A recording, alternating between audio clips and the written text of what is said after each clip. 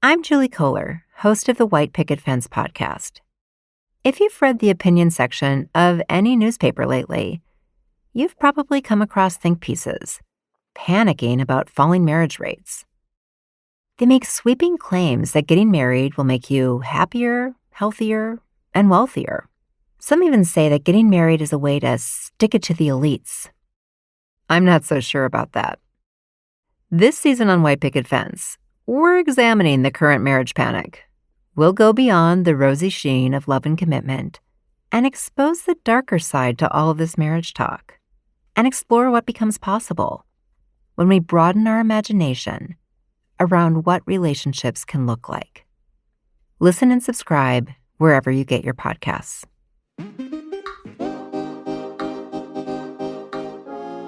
Hi, I'm Lark. I'm Hillary. And I'm Jessica, and welcome to Hearsay, where we deep dive into the cultural moments that live rent-free in our heads and probably yours too. And today, we are shouting from the rooftops that trans rights are human rights. Everyone deserves safety, security, and education, and trans joy is important. I hope you shout it so loud and that it echoes back clearly and then it just goes everywhere. You know? I've been sending that meme of that person on their knees screaming so you much. You did send it to me today. I sent it to you. Yeah, both of us. Today. Yeah. I said it about Bridgerton. I'm literally so I good. feel like it's been me to the core on the peaks and the valleys of my life. I don't know where this falls. But sometimes you just gotta yell. But you gotta yell. Sometimes you gotta yell. Anyway, we can talk about yelling at another time. But we hope that you're yelling that trans people deserve to be safe, protected, happy, even. I know it's a concept. What a concept. Yeah. I know. But as a gender justice org, we are used to receiving resistance about pretty much anything that we say. But none as much as we do. That's it. The mentions our mentions scurry. They are the worst they ever are when we talk about trans rights in any sort of capacity. Our president and CEO, Fatima Goss-Graves, testified on The Hill last December. I was out having a tonsillectomy at the time. Oh, yeah. And when I came back... That or looking at our Twitter mentions. Honestly, it kind of felt like I was having my tonsils ripped out all over again when I came back and saw all of our mentions and was like, oh. Yeah. Because it was not only the most mentions we had all last year, but they were disgusting. They were vile. People just get really upset when we specifically talk about supporting trans rights. And that's enter into the chat. Yeah. TERFs. Yes. So TERF, TERF, if you're unfamiliar, stands for Trans Exclusionary Radical Feminist. Sure does. Yes, that's their name for themselves, not ours. Yeah. Feminists in general should not be excluding anyone. And also trans women are women. So it's sure are. Yeah. And I heard about someone who was dating this girl that they met in the wild. And a few weeks in, this person realized that the girl that they met had a Twitter account where they spouted anti-trans, anti-feminist rhetoric. And both of these, this was a queer relationship. The person found this person's Twitter where they were saying all this stuff. And obviously they were like, hey, bestie, this is not going to work. Go. Yeah. This is just not going to work. To go. Lose my number. And they stood on business, clearly. That's the thing I think about TERFs is they make do so much mental gymnastics of why their identity can work with their bananas ideology. Yeah. There's a lot of gay people in our mentions that are trans exclusionary. There's a lot of, quote, feminists that are trans exclusionary. And it's and I need y'all to learn your history. Right. How do you get there? Well, the idea that it's somehow an affront to women's rights, that there's never enough space, that somehow there's not enough justice to go around, as if it's not a pie. It's not a pie, No. right? Exactly. That the idea of inclusion somehow doesn't work if you include everybody, right? And it's fear-based, right? Yeah. It's they back themselves into a corner rather than accept that the world and their understanding of gender can expand, right? Yeah. You have a choice. You can either shut the door. It is never too late to change your mind. Right. Yeah. Or you can just accept that how you understand the world is maybe not how the world is. Right. Yeah. Because that's the thing. It's your understanding. Most moral panics, it is out of fear that's something that didn't actually change. Everyone's the world is changing. Nope. No. Trans people actually have been here the whole time. The whole time. And you are just somehow opening your eyes. I don't know. Yeah. But it's so And or like the people that came before you put you in a bubble. Yeah. And why aren't we talking more about that? And it's just crazy. Sick to watch. I mean, the violence is unbelievable. Like I truly think a lot of people don't understand or even realize. The dog whistling has gotten to be disgusting. Well, the right has decided it's become a thing that they can use to and it has stay been, in power. I feel like, in like talking about parental rights in schools, and it ends up being about like book bans and it's bullying trans children. Yeah.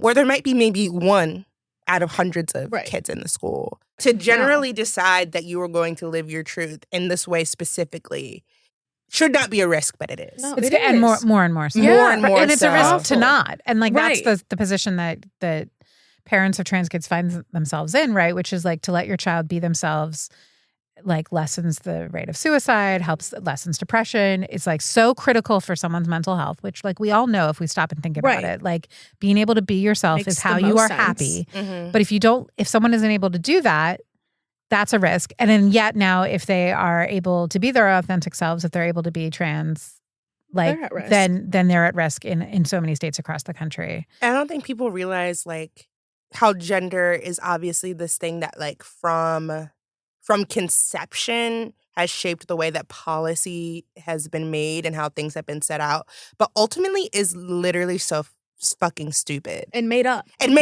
And it's because of literally you're born, like you have a gender reveal party for your fetus.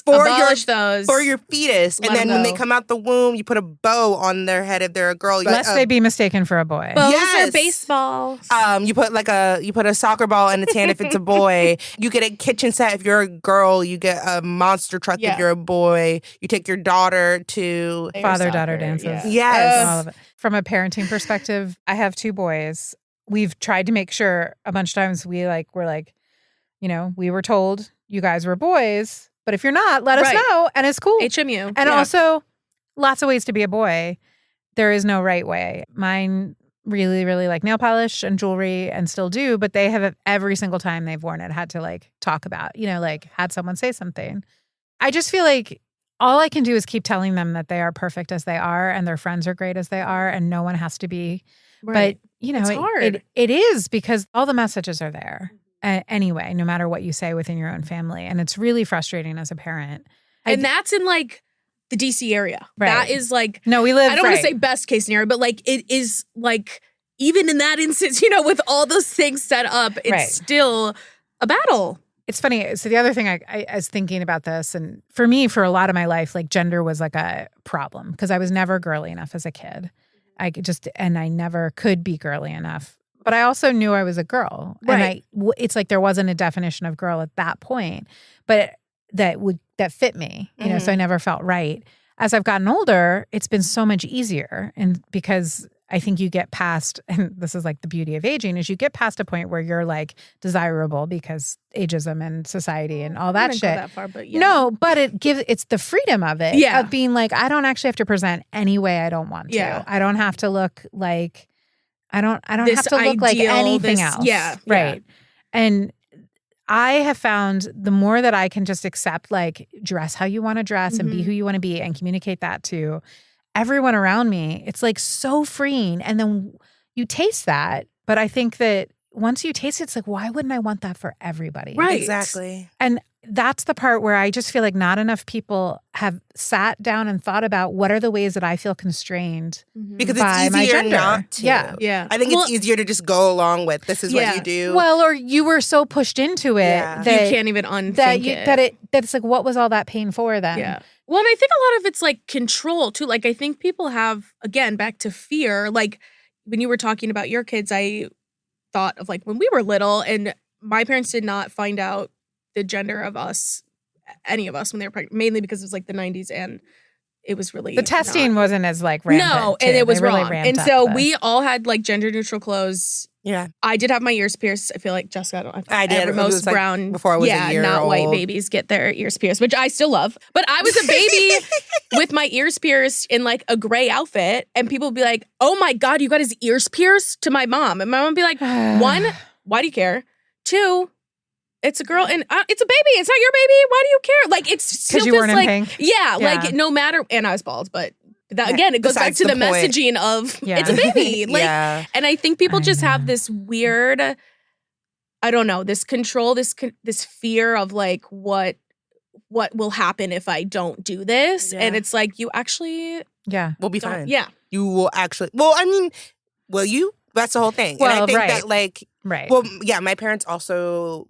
My dad knew my gender. My mom didn't want to know my gender, and so they bought a bunch of like gender neutral stuff for me. But Yeah. like the moment I was born and they realized I was a girl, my grandma went to the store. Yeah. Came back yeah. with lace and Oh my bows God. and like everything, and then so like it kind of all classic. went away, you know. Yeah. Yeah. But like I made it clear that I only wanted my children ever dressed in stripes to avoid Yeah, like mommy's Look- heartbreaker. or look out, ladies, I'm Yeah. crawling. Like, you know. only Those- stripes, but no polka dot. I'm not. You're not a big. You're I'm a big literally stripes wearing person. stripes yeah, today. You're a big I- stripes you are. person. I love Yeah. stripes. Okay, I also love stripes. I just, I think us living in the DMV, living in DC, like we know that if we decide not to wear a dress today, that we're probably going to be fine, but also not necessarily. Like part of people choosing to conform to the gender that they were told they were at birth, or like deciding to withhold who they really are, can literally be like a safety thing. Like if you make people uphold to these made up ideals of femininity and masculinity, that's gonna come for all of us. Like Right. how we've said, how you were just saying, it's fine. We feel comfortable not wearing a dress and feeling that's okay. But if we let this line slip of what's female and what's male, then that's eventually going to go away also. It affects, we're all going to get policed. And certainly trans We folks already are. right. But the degree that, I just feel like the way out is for people to like try to embrace difference and Mhm. try to like instead of conformity as like a general Yeah. principle. Yeah. And then that's what's at stake right now, like in our country, is like which way, are you going to return to one idea of what life is like, or are you going to let the world evolve as it always does and always will? And Right. it's hard because I think, because it's so fear-based, like we have to like counter away from that and just like remind people what's at stake, which is like basic humanity. Yeah. But that's probably all a little idealistic. And I, also sit here as someone who like doesn't have to fight this daily Right. in Yeah. life. I was like, as 3 cis women, Yeah. Yeah. it's like we can The only really privileges. say, we're very privileged, and Yeah. we can only say but so much, and can only speak to so many like experiences. And I mean, I don't know about y'all, but like when I learned that trans people exist, and when I learned about non-binary people, I learned about the spectrum of gender.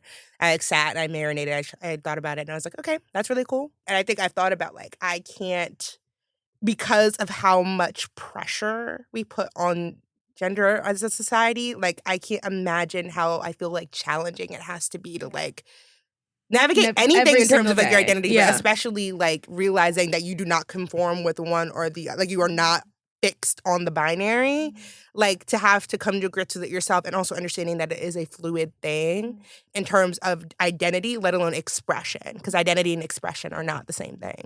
And just how brave that is for people that do and openly fight that battle or privately fight that battle every single day. Like we've sat here and talked about the harms and the risks of your literal life and physical and mental safety. And so I think as allies, like we have to just put our money and our time where our mouths are, like educate yourself, let trans folks take the lead. They know what they need. They know what they want. And we need to listen to them. We don't need to be, and elevate. We don't need to be the loudest people in the room.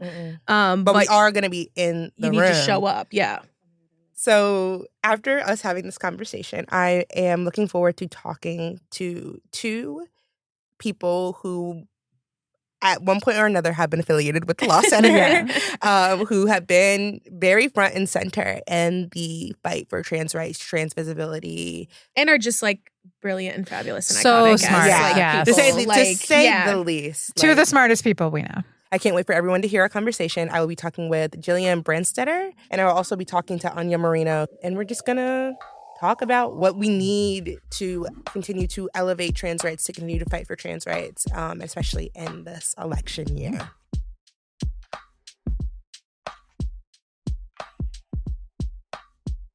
I'm so honored doesn't even begin to describe the word, but I'm very excited and honored to be here with Jillian Brenstetter, the communication strategist at the ACLU's National LGBTQ and HIV Project.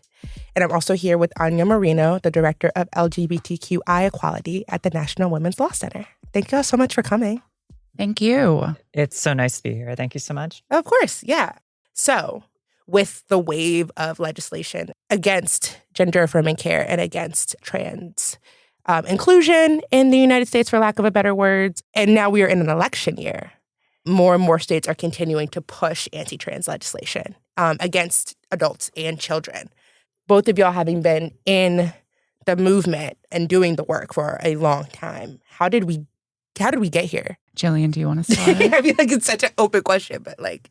So I think a very cliche starting point for this discussion has often been sort of this moment in the early 2010s when the cultural conversation about trans people really started to take a more sympathetic turn.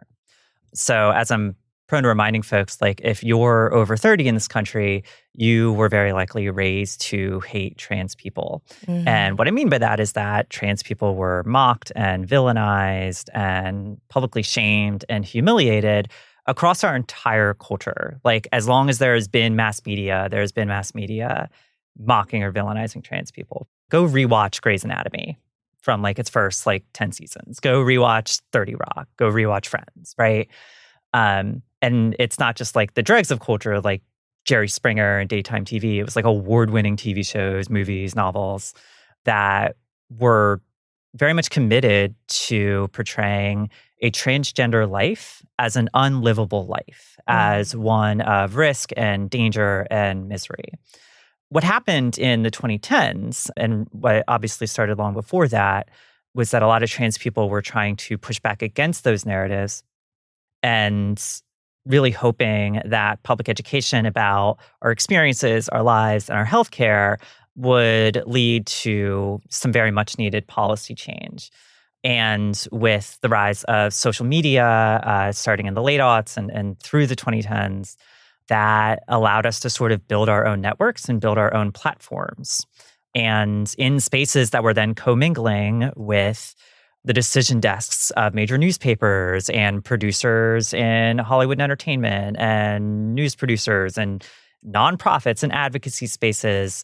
And suddenly a lot of people realized that all of that dehumanizing rhetoric, that dismissal of our rights and the open mocking of us couldn't and shouldn't continue.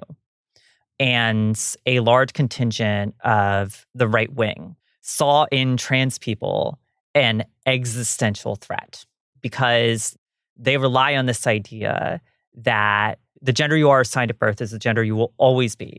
And these gender identities are not just meaningless categories, but are closely tied to an arrangement of reproductive labor, of caregiving or breadwinning, right? And if trans people are allowed to live meaningful, fulfilling, joyful lives, it pulls the foundation of that entire myth they're trying to tell right out from under their feet and betrays all they're trying to sell to people as the lie it is. So over the course of the later half of the 2010s, between like Donald Trump's election and the 2020 election, they began moving bathroom bills through states. They began going after transgender athletes and basically picking and poking at any area of trans life they can, looking for the point where they can take advantage of most people's assumptions about sex and gender in order to villainize transgender people, to portray them as a danger, to portray their rights as risky, to suggest that our equality and our freedom comes at the expense of other people's equality and other people's freedom. And in 2020, there was a really important Supreme Court case that took this from a serious issue that the right was obsessed with to really an apocalyptic event from their perspective. In 2020, several cases, including one that the ACLU had taken up, were arguing that workers who had been fired based on their sexual orientation or their gender identity were being discriminated against on the basis of their sex. We won that case 6-3. And it's really after that Supreme Court opinion that you begin to see the number of bills being introduced in state legislators restricting transgender rights really begin to spike.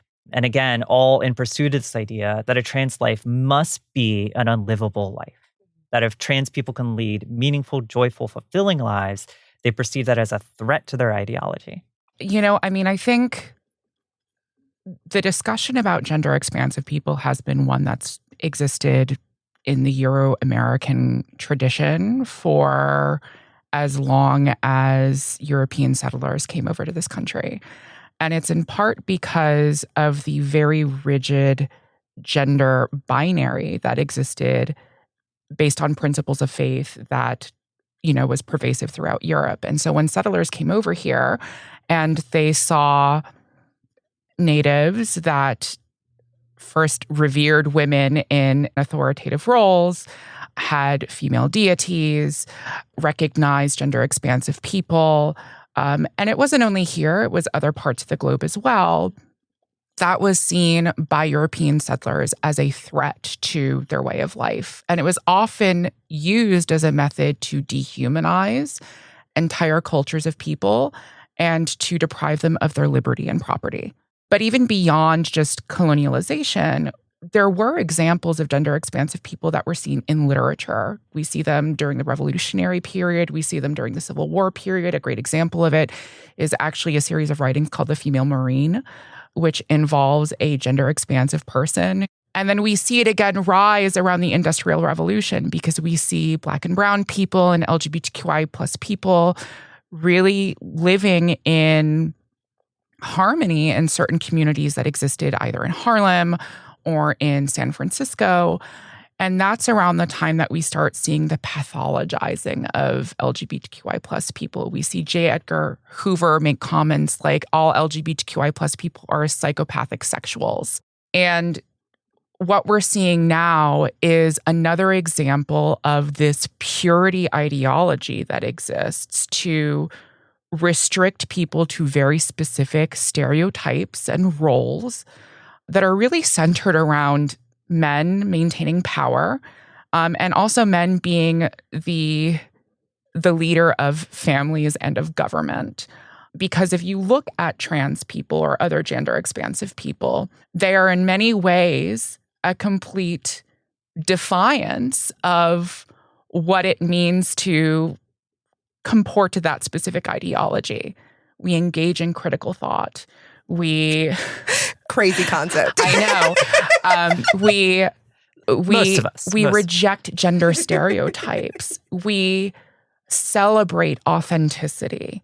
That is something that is seen as an existential threat to those who maintain a very conservative, extremist ideology.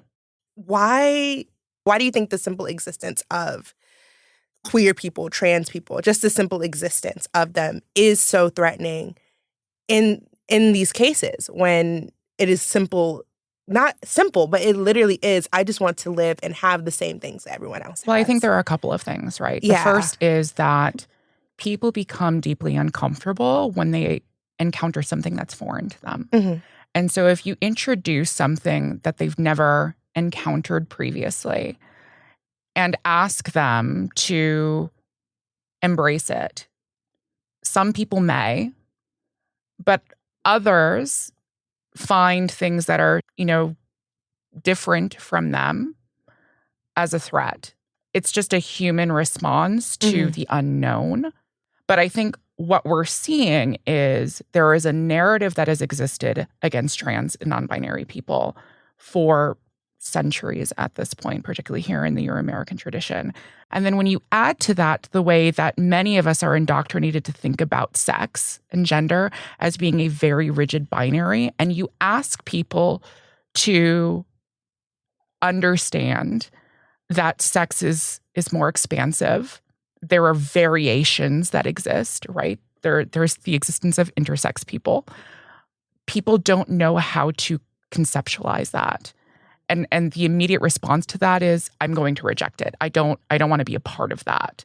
I think a lot about gender as a way of not just ordering the world, but ordering yourself. Mm-hmm. That these assumptions and stereotypes and agreements that we have about masculinity and femininity, they provide us order about the world around us, and they help take away our own decisions. They relieve us of the anxiety of being free, autonomous people. Mhm. And there is a sense that trans people are trying to take that away from you. And that inspires an anxiety in people because that's what freedom does. Freedom is scary to most people. And I think a lot about gender reveal parties, which can seem really silly and over the top, ranging from just like being, cliche to burning down the occasional forest. And when you're getting ready to have a child, it's a really anxious and precarious moment for you as a person. It's a moment when your own identity is in flux, your own body is in flux. And there's so many unknowns. And determining their gender, that affords people certainty at a time when they're really craving it, right? Because suddenly now you know the clothes to buy. Now you know what to paint the nursery. Now you can start thinking of like, well, who is this person that I'm bringing into the world? And like creating this like imaginary or like envisioning what this person will be like. Yeah. It provides like a path for you to think about that. And it's because it limits choice. It limits options, right? And that is a very like human desire for certainty. And it's why, I've been talking about trans rights more and more in the language of freedom, because freedom is a really precarious resource and one that we need to remind folks is a really positive thing, because I think most people hear it and feel positive things, but in fact, it inspires so much anxiety. And you were talking about trans rights through the lens of freedom. Right. And talking about how mainly the backlash is grouped in with other restrictions related to like gender and expression. And I think something that the National Women's Law Center is a gender justice organization. We call ourselves that. And something that Larkin Hillary and I talked a lot about is when we tend to speak out about trans rights at the Law Center, like on social media or when Fatima goes and testifies, that's when we receive most of our backlash on social media or in emails or in any way that people can get to us. And a lot of mainstream LGBTQ movements and gender justice movements, it seems as though the trans experience and trans liberation is either on the back burner or it is not given the same amount of resources or attention. I don't know if y'all would agree with that.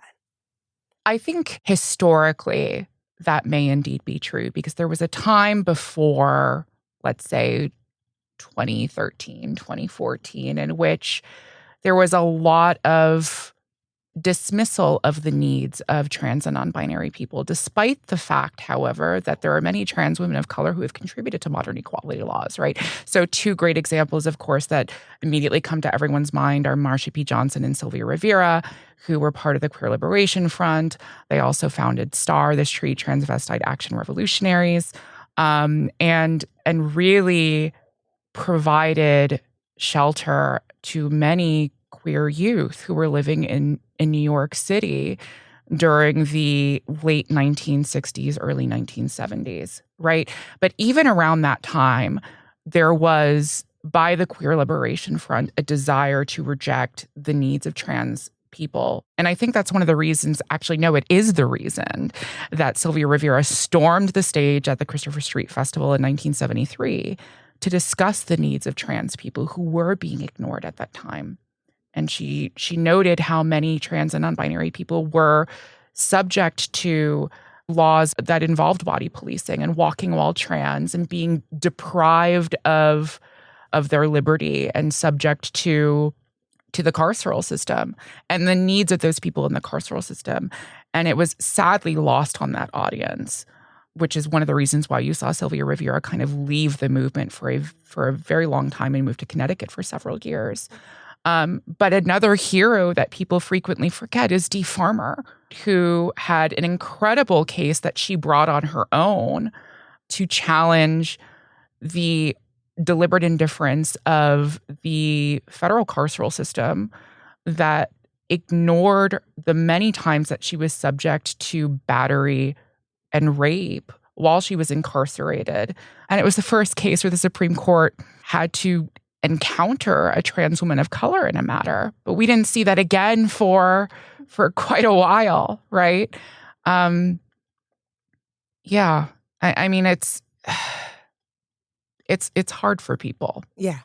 I've been reading a lot about the post-war era for queer rights, and you noted this interesting moment in the 1970s where there was this divide within queer activism spaces, because in the 50s and 60s, there was a lesser-known right-wing backlash against queer people and gay people specifically in government jobs. So in the federal government, in the military, in schools. And this led to the purging of literally there was an executive order mandating the investigation of claims of homosexuality across the federal government. And within a few years, thousands of people lost their jobs. This led to the developing of like what were then called like homophile organizations, and people like Frank Kameny in the 60s who were very eager to portray gay people as basically talking to the straight world and saying, we're just like you, right? And they would march outside the White House, and literally they would impose dress codes on their protesters where women had to be wearing skirts and men had to be wearing suits. And after the Stonewall uprising, there was this strong conflict between these very straight-laced, very straight-appearing, straight-passing gay and lesbian folks, and more femme, more black and brown, more trans, more gender nonconforming queer folks. And of course, like I don't know if irony is the right word, but at the same time that mainstream lesbian activists were turning away trans folks and refusing to march alongside or advocate alongside trans folks like Sylvia, they were being turned away by folks like Betty Friedan, who coined the term lavender menace, saying that lesbians were a threat to the mainstream women's movement because they represented everything that men were accusing feminists of being. And there's a sort of like kick the dog effect where everyone's just trying to distance themselves from the person lesser marginalized than them. And that led to the division of movements, to literally people having their lives ruined, to the deferring of justice. The last question I feel like we should discuss going forward for anyone listening to the podcast. Thank you. But also, how can we, in the gender justice movement, how can we continue and further amplify trans voices and trans issues in gender justice spaces without being tokenizing? How can we actually show solidarity? And do y'all have any like resource recommendations or any sort of advice for people who want to get more involved or are thinking about getting more involved but are kind of more on like the bystander side of things? So I would say a couple of things, right? The first is pause and listen to your trans, non-binary, and gender expansive people and hear what they have to say and understand their experiences, right? And understand also what their priorities are and what their needs are so that you're not dictating to a group of people what they need, right?